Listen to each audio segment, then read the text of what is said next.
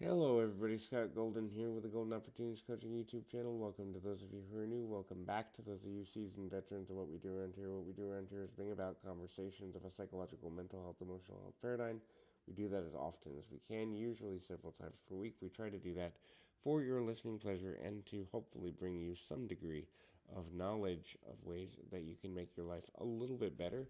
We got over 1,400 of these for your listening pleasure. We continue to add when we can, when my schedule allows. This is kind of a two-part series around the idea of emotional breakdown. What are some things that can lead you to a level of breakdown? And what are some things that ultimately may not necessarily lead you there, but may contribute to it in ways that we haven't necessarily looked at things? Um, you know, there's value there, and again, kind of looking at that breakdown is important.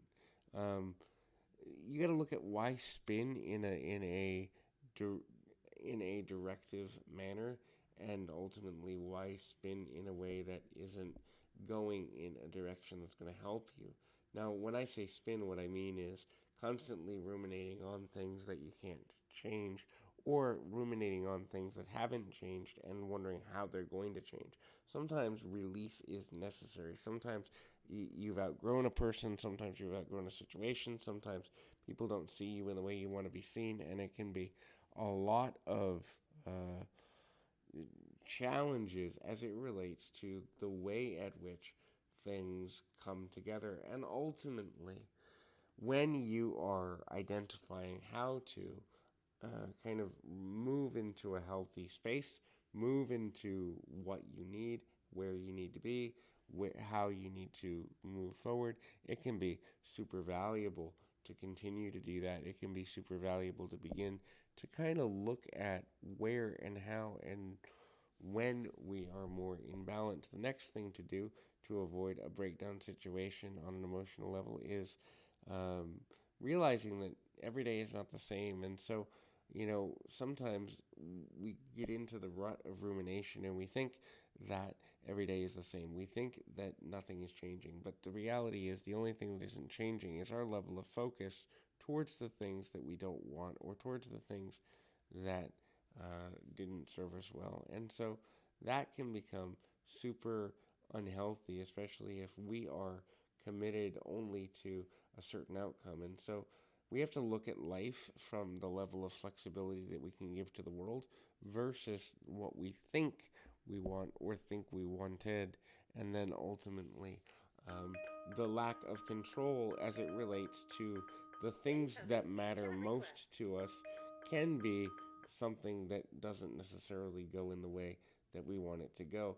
Also, identifying the level of anger that we have over not having the control of the outcome we want is also something that needs to be addressed in a manner that is going to serve us well. Now, it doesn't necessarily mean that we ever get past the anger. It also doesn't necessarily mean that we ever get to a place where the anger is dropped or lost or somehow not mitigated, at least at some level. But when we begin to understand that we need to identify ways that we can be more in control of our own wellness and our own health, we then also have to be willing to see life as, uh, you know, a good way there, um, and come forward in a positive directive, in a manner that is going to lead us to be super valuable and get things forward um,